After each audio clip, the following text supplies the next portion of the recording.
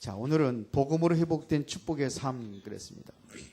계속해서 지금 복음을 이야기하고 있거든요. 항상 뭐 복음 이야기해야 되겠지만서도 복음으로 무엇이 우리가 회복되어 있는지, 복음 안에서 우리가 어떤 축복을 받았는지 이걸 아는 것만큼 여러분들이 뭐가 변화가 일어나냐면 이 삶의 변화가 일어나게 되어 있습니다. 그래서 복음으로 회복된 축복의 삶 그랬습니다. 자, 여러분들이 이거를 누려야 되는데 얼만큼 누가 누릴 수 있느냐? 이 복음에 대해서 여러분들이 아는 것만큼 누리게 되어 있습니다. 복음이 뭐냐 이거예요. 복음을 아는 것만큼, 복음의 가치를 알면 아는 만큼 누리게 되어 있는 거예요. 모르면 어떻게 되느냐?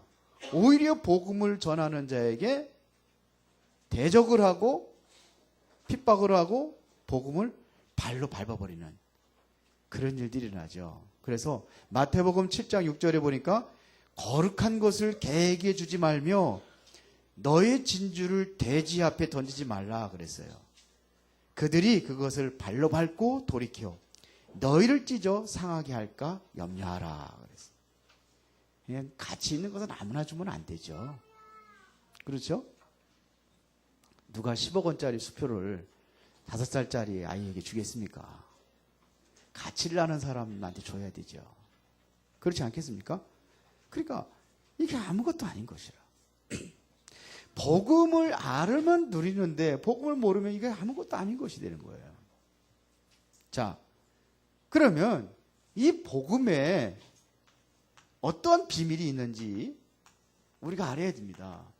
왜 똑같은 복음을 듣는데 어떤 사람은 발로 밟고 대적을 하고 어떤 사람은 이거를 최고의 축복으로 누리고 그게 뭔 차이냐 이거예요.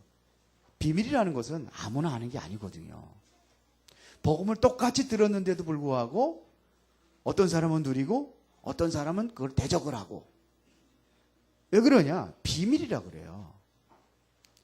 이 비밀이 뭐냐? 이게 바로 그리스도입니다. 그리스도.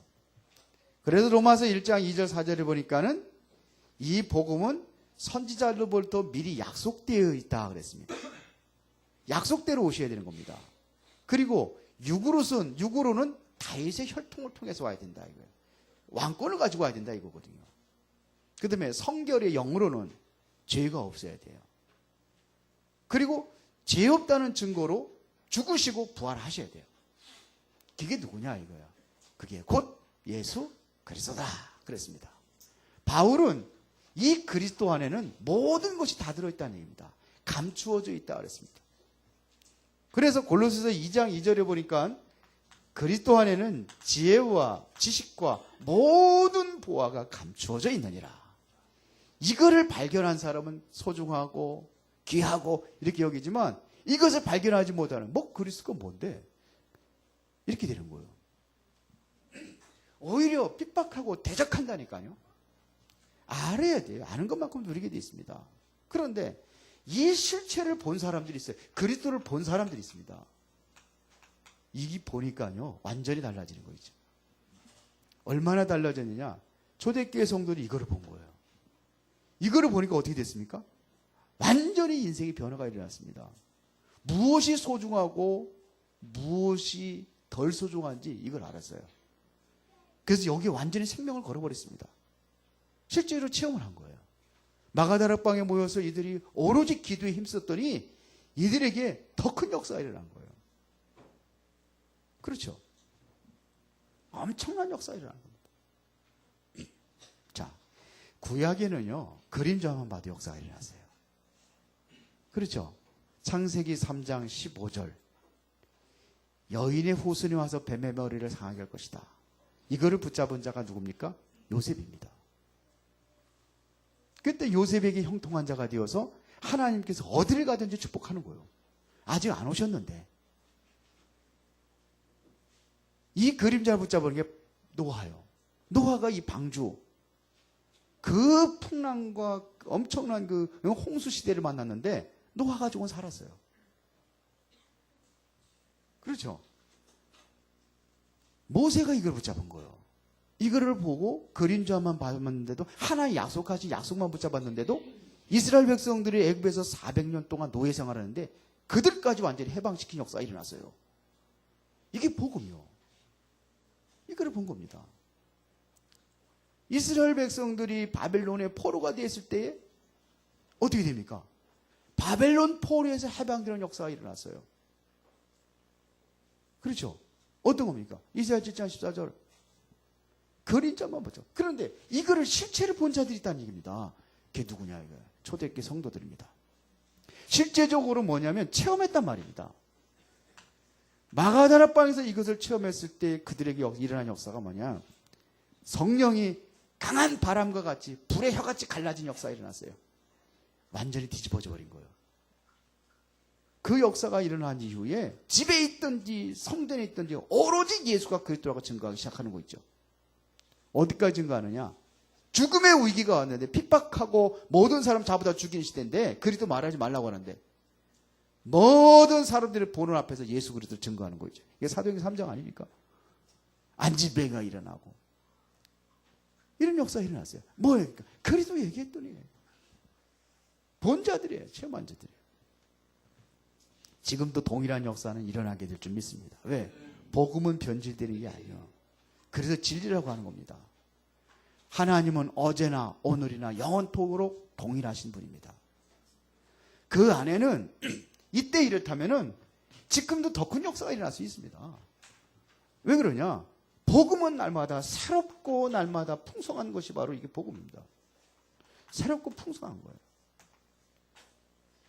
그렇죠? 그래서 요한복음 10장 10절에 보니까 내가 온 것은 양으로 생명으로 얻게 하고 더 풍성히 얻게 하려 함이라고 했어요. 풍성한 것이 바로 이게 복음입니다. 그렇죠. 이 복음은 모든 믿는 자에게 주시는 모든 자에게 구원의 능력을 주셨다 그래요. 구원을 주시는 하나님의 능력이 됩니다. 로마서 1장 16절에. 그렇죠. 이 복음은 모든 믿는 자에게 구원을 주시는 하나님의 능력이 됩니다. 하나님의 능력이 이 복음 안에 있습니다. 그 능력이 어떤 능력이냐? 구원에 이르는 능력을 주는 거예요. 이거보다 더 큰 능력이 어디 있느냐 이거예요. 그래서 여러분들이 뭘 누려야 되냐? 첫 번째로 복음의 근본을 누려라 이거예요. 이거를 누려라. 이걸 누릴 수 있어야 됩니다. 인간은요, 하나님의 축복을 받고 살도록 창조됐어요. 그래서 여러분들이 창세기 1장 27절에 하나님의 축복 안에서 성공하는 게 참 성공이요. 하나님을 떠나서 성공했다. 그건 참 성공이 아닙니다. 복음 안에서 여러분들이 성공해야 되고 복음 안에서 여러분들이 공부해야 되고 복음 안에서 여러분들이 새 힘을 얻어야 돼요. 복음 안에서 여러분들이 돈도 벌어야 돼요. 그렇지 않으면 이것이 뭐예요? 나에게 화를 끼치는 무기가 될 수도 있어요. 뭐가요? 복음 안에 복음 밖에서 성공한 거, 복음 밖에서 벌은 돈, 나에게 무기가 될 수, 나를 해치는 무기가 될 수 있다니까요. 그렇게 될 수 있어요. 그러니까 이 복음 안에서 우리는 하나님과 함께 살도록 우리 원래 그렇게 창조되어 있단 말입니다. 그 복음 밖에서 잘 되는 건 잘 되는 게 아니에요. 진짜 잘 되는 게 아니에요. 이 안에서 살도록 만들었습니다. 이 안에서 여러분들이 하나님과 함께하는 이 비밀을 여러분들이 누려야 된단 말입니다. 함께하는 비밀을 누려야 돼요. 그러면 노예도 가도 두려워하지 않아요. 괜찮아요. 그렇죠? 감옥에 들어가도 그게 문제가 되지 않는 거예요. 내가 복음 안에 있다면 하나님과 함께 한다면 아무 문제가 안 돼요. 나를 핍박하고 나를 조롱한다. 그게 문제가 되지 않아요. 초대교회에서 그렇게 문제 됐습니까? 안 됐어요. 그래서 여러분들 왜 이렇게 힘들게 살아요? 보니까 요즘에 다들 힘들대. 경제도 힘들고, 응? 직장 생활도 힘들고. 그렇습니까? 응? 박인수 지사님은 맞다는 거예요. 틀리다는 거예요. 이러니까 맞은 거 틀린 건지 다 보여요. 참. 누리세요. 복음의 근본으로 들어가는 겁니다. 그래도 나는 하나님의 자녀다. 그러면 노예도 가도 거기서도 뭐냐? 누릴 수가 있어요. 그렇지 않겠습니까? 누리는 겁니다. 왜 이거를 못 누리는 이유가 뭐냐? 성경에서 말하고 있습니다. 못 누리는 이유를 얘기했습니다. 그거를 바로 창세기 3장입니다. 왜 못 누리냐 이거예요. 왜 못 누립니까? 창세기 3장 배경 속에 있어서 그래요. 여러분들이 구원을 받았는데 생각과 마음은 이스라엘 백성은 애굽에서 출애굽해서 빠져나왔는데 생각과 마음은 애굽에 잡혀 있어요. 아직도 그거 잡혀 있어요. 구원을 받았는데 잡혀 있어요. 그러니까 바꾸면 뭐냐면 너를 위해 살아야지. 나를 위해 살아가는 인생이 돼버리니까 그게 힘든 거예요. 요거를 누가 잡고 있느냐? 창세기 6장입니다. 창세기 6장입니다. 창세기 6장 4절에 그 당시에 뭐냐? 네피림 시대예요. 네피림 시대. 네피림이 뭡니까? 하늘에 떨어진 자. 이렇게 해서 나도 모르게 사단에 잡혀가지고 종노릇하며 살아가는 거예요. 그러니까 세상 중심이 돼버리는 거예요. 그렇게 돼버리는 겁니다. 나도 모르게 뭐냐면 창세기 11장 1절에서 8절에 하나님이 없는 성공시대를 가는 거예요. 그러니까 내가 성공하려고 몸부림치니까 힘들죠. 하나님 안에서 복음 안에서 이게 누려져야 되는데 그렇지 않으니까 다 모든 게 다 힘든 겁니다. 복음을 못 누리는 거예요. 그래서 자꾸 계속 복음 얘기합니다. 이걸 유 목사는 갈보리 산의 언약이라고 그랬어요. 이걸 이루신 분이 복음이에요. 이게 돼야 돼요. 이게 되어야지 하나님의 나라를 누리지. 복음이 안 되는데 뭘 누리겠습니까? 그래서 하나님께서 이거를 회복하기 위해서 약속하신 것이 바로 창세기 3장 15절에 여인의 후손을 보내주겠다 이랬습니다. 메시아를 보내주겠다 이겁니다. 그리스도를 보내주겠다 이겁니다. 근데 그분이 오셨잖아요. 와서 십자가에 못 박혀 죽으셔서 다 끝내버렸잖아요. 다 이루었다고 성경은 말하고 있잖아요. 예수님께서 다 끝냈단 말입니다. 그러면 여러분들이 이제부터 뭐냐면 이것이 바로 하나님의 은혜라는 사실을 알고 어떻게 살아야 되느냐? 감사하면서 살아갈 줄 알아야 돼요. 이게 감사가 된단 말입니다.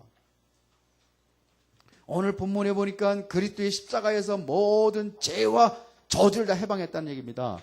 그래서 에베소 2장 1절에 허물과 죄로 죽었던 너희를 살리셨도다 그랬습니다. 허물과 죄로 죽었던 너희를 살리셨도다. 그러면은 과거에 매이지 마라. 과거 문제 끝났는데 왜 자꾸 매이냐. 과거는 발판이지. 거기 우리가 매여서 살아갈 필요가 없습니다. 다 끝내버렸습니다. 허물과 죄로 죽었던 너희를 살리셨도다. 그러면서 뭐라고 그럽니까? 에베소서 2장 2절에서 3절까지 보세요.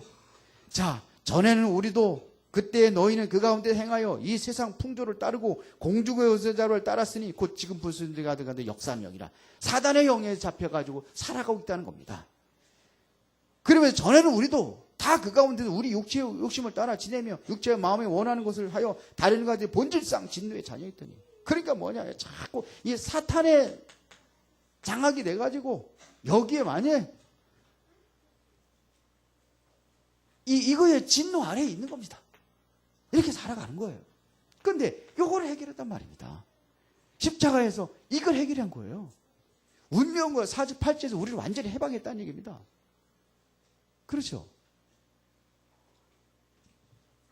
제사장 되신 그리스도, 사단의 권세를 깨뜨리시는 만왕의 왕이 되신 그리스도. 그러면 다 끝난 거 아닙니까? 그뿐만 아니잖아요. 뭐라고 기록하고 있습니까? 긍휼이 4절에 긍휼이 풍성한 하나님 우리를 사랑하신 그 큰 사랑을 인하여 허물로 죽은 우리를 그리스도와 함께 살리셨고 너희가 은혜로 구원을 받은 것이라. 은혜로 구원받았단 말입니다. 이게 뭐냐? 하나님의 은혜로. 또 함께 일으키사 그리스도 예수 안에서 함께 하늘에 앉히시니 뭐예요? 하늘에 앉히시니 미래죠. 이걸 뭐래요? 과거. 이걸 뭐래요? 현재. 이걸 뭐라 합니까? 하늘의 미래. 그리스도가 뭔 문제 해결했습니까? 허물과 죄를 죽었던 너희 제사장 되신 그리스도. 사단의 권세를 깨뜨리는 왕 되신 그리스도. 하나님과 영원히 함께하는 선지자 된 그리스도. 그럼 다 끝난 거 아니야. 과거 문제, 현재 문제, 미래 문제. 은혜에 감사하라. 목사님 무슨 말씀 하십니까? 그래도 문제 속에서 내가 이런 문제 있는데요. 속지 마세요. 다 끝냈습니다. 요셉에는 문제 없었습니까? 다윗에게 문제 없었습니까? 근데 그 문제가 되지 않았던 것은 뭐냐면 하나님과 함께하는 이 임마누엘 그리스도가 회복했잖아요. 그러면 끝난 겁니다. 여러분들은 미래가 보장이 됐어요. 그리스도와 함께 어디에 앉히시니? 하늘에 앉히시니라 그랬어요. 이거를 위해서 여러분들이 뭐냐면 미래를 바라보고 소망을 가지고 살아가는 겁니다. 이걸 보고 소망이라고 그러는 거예요. 그렇죠. 오후 예배 때 보니까는 그 회개와 소망 그리 나왔더라고요. 소망. 이 소망이 있습니까? 미래에 대한 소망이 있습니까? 그러면 문제가 되지 않아요. 지금 어려운 문제가 아니에요. 다 지나갑니다. 그렇죠? 다 지나가요. 이게 의심스러운 사람이 있어요. 진짜 죽으면 천국 갈 것이냐? 있습니다. 있어요. 그래서 회개돼야 돼요. 어떤 섬나라가 조그만 섬나라가 있는데 섬나라다 보니까는 외부하고의 모든 그것이 단절이 돼버리는 거예요. 외부 소식을 듣지 못하는 거예요. 그래서 어쩌다 한번 파손이 돼가지고 배가 파손이 돼가지고 허우적거리고 살아나온 사람이 있으면 그 사람이 한테 외부 소식을 듣는 거예요. 그래서 이 사람들이 너무 그래가지고 그럼 우리가 어떻게 해서 좋겠냐 그래가지고 법을 정했습니다. 어떤 법을 정했냐면 무조건 외부에서 다른 육지의 나라에서 들어오면은 그 사람은 우리가 3년 동안 왕으로 삼고 그러면서 외부 소식을 한번 우리가 진지하게 들으면 좋겠다. 그리고 그냥 외부의 발전된 문명도 우리가 받아들이고 그 왕으로 삼자 결정을 했어요.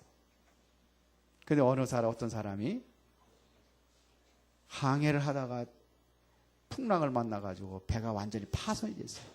간신히 널판지 하나를 붙잡고 허우적거리면서 망망대해를 헤매다 보니까는 자그마한 섬이 보는 거예요. 거기를 향해서 갔습니다. 가가지고 도달했더니 거기 있는 그 주민들이 그냥 환영을 하면서 박수를 하면서 받아주는 거예요. 그러면서 얘기를 한 겁니다. 당신은 이 나라의 왕입니다.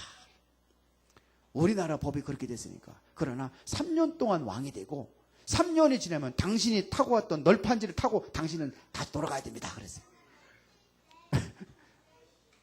그래서 3년 동안 3년밖에 못 사는 거네. 그러면 널판지 타고 어디로 가? 그래서 이 사람이 그랬습니다. 그러면 나 말고도 먼저 이 땅에 왔다 간 사람이 있느냐? 있다는 거예요. 두 사람이 있다는 겁니다. 그래서 어떤 사람이 왔냐? 한 사람은 수영을 해서 왔대요. 배가 파손이 돼가지고. 그러냐. 또 한 사람은 스치로폴 타고 왔대요. 그러냐. 그러면 그 사람은 어떻게 했느냐? 그랬더니 이들이 얘기하는 거예요. 스치로폴 타고 온 사람은 3년 동안 뭘 할까?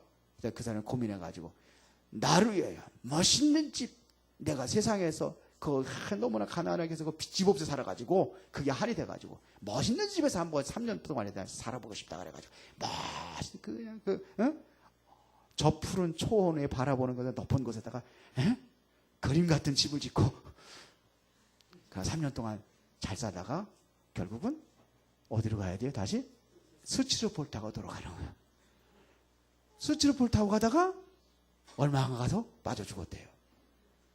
그러면 수영에 나온 사람은 어떻게 살았냐? 수영에 나온 사람은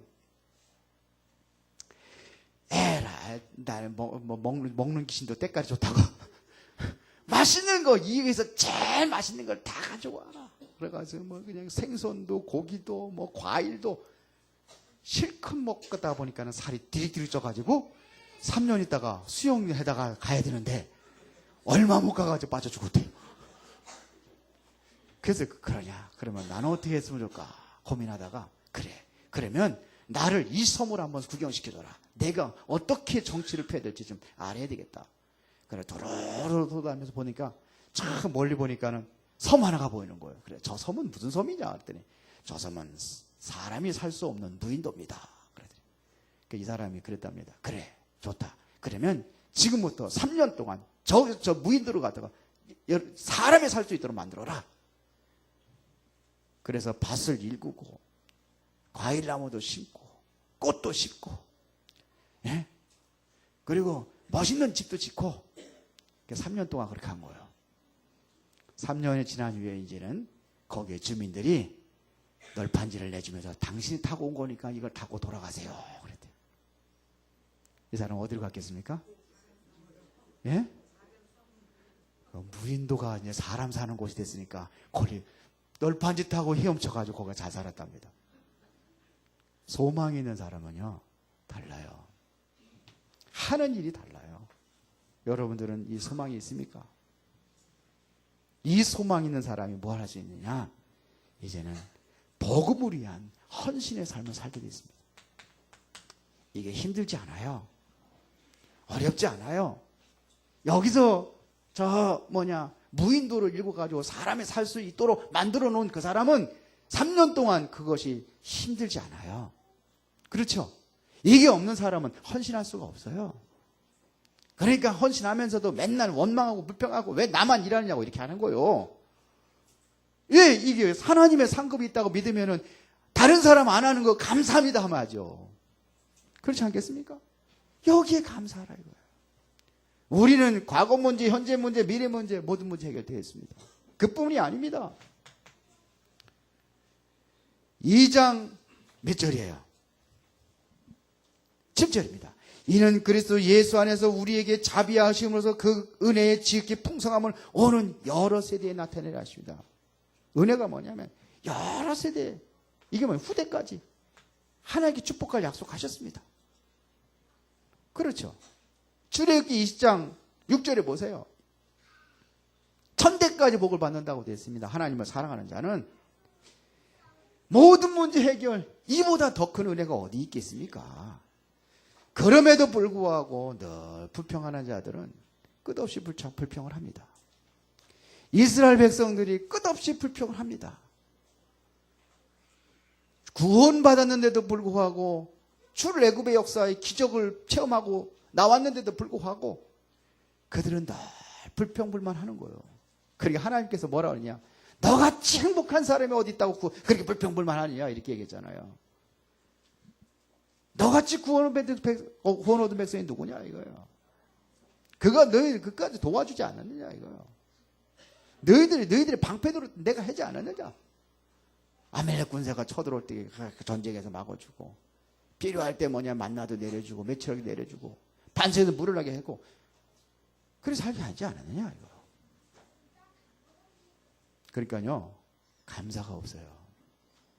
이스라엘 백성들이 잃어버리기 전에 감사를 잃어버린 거예요. 엄청난 은혜를 받았는데도 불구하고 이거를 까맣게 모르니까 이 감사가 없는 겁니다.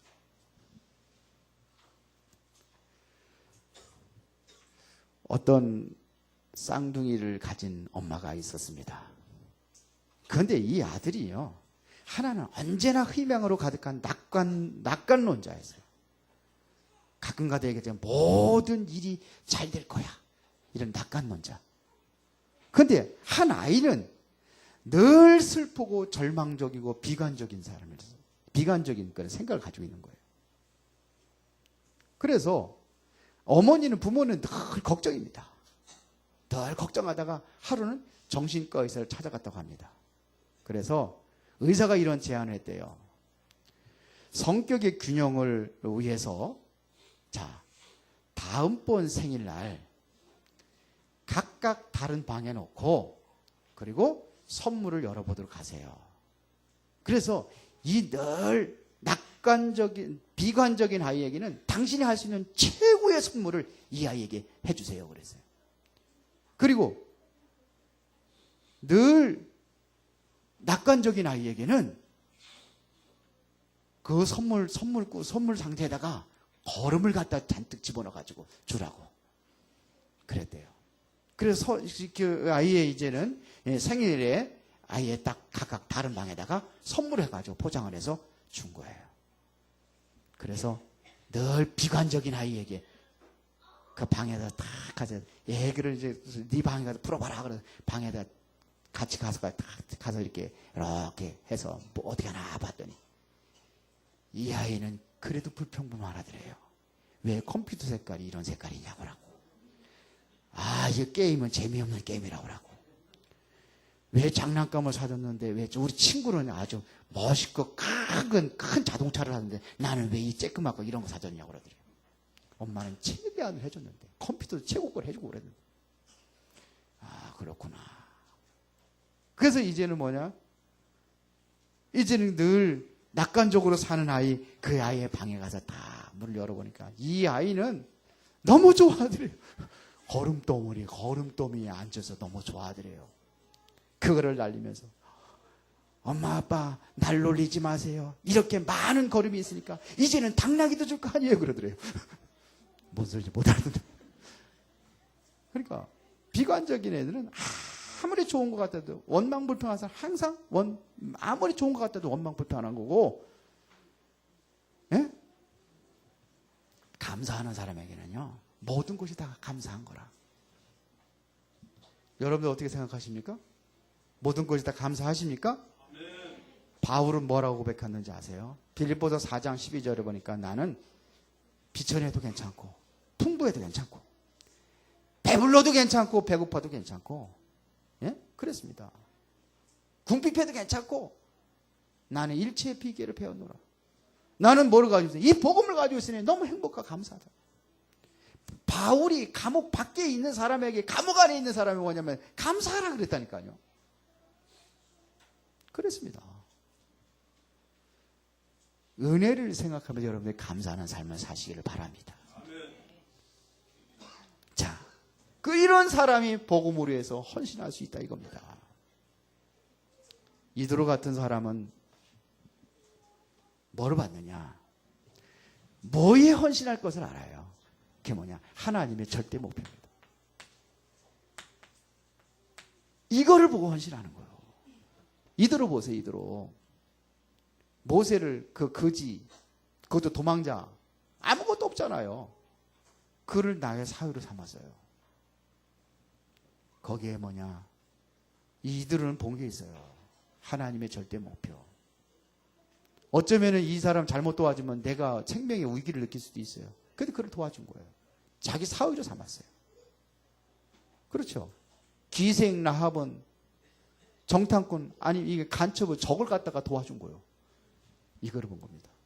작은 헌신이 하나님께 쓰임 받은 거예요.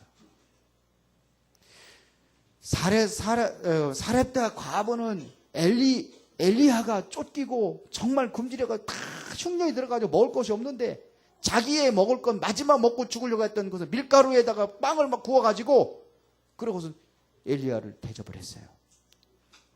이거 별거 아니잖아요. 한 끼 대접을 했잖아요.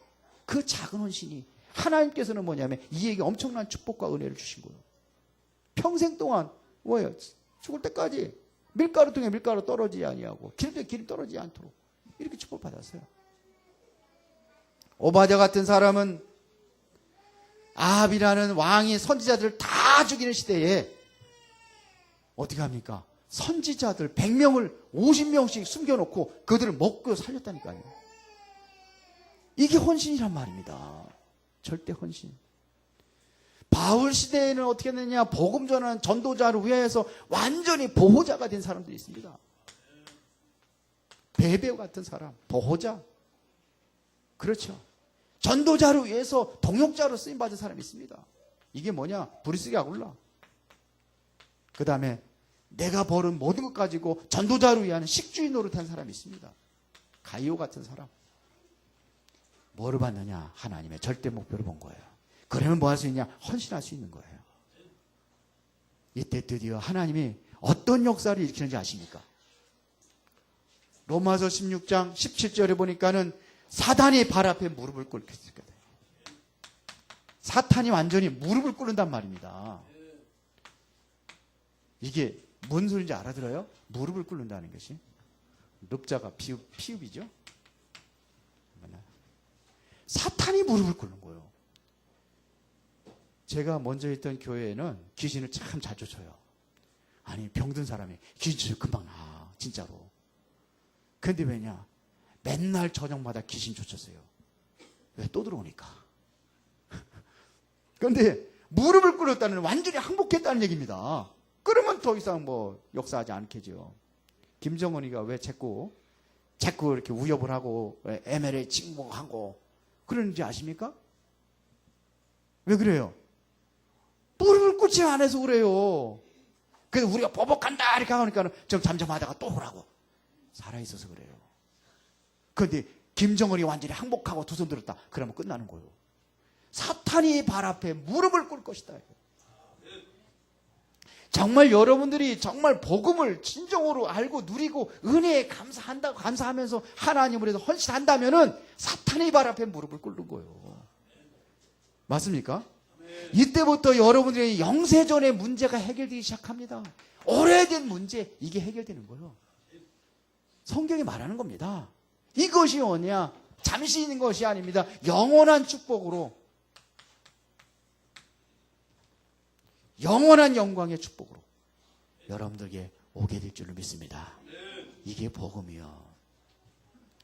복음의 회복된 축복을 누리는 삶, 이게 삶이 되어야 되는 겁니다. 머리가 아니라 여러분의 삶 속에 이게 누려져야 된단 말입니다. 누리시기를 예수의 이름으로 축원합니다. 기도하겠습니다. 살아계신 하나님 아버지, 은혜와 사랑의 진심으로 감사를 드립니다. 오늘도 복음으로 회복된 축복의 삶 온전히 누리며 하나님께 영광 돌리며 선한 일에 쓰임받는 축복의 성도들이 되게 하여 주옵소서. 예수님 이름으로 기도드리옵나이다.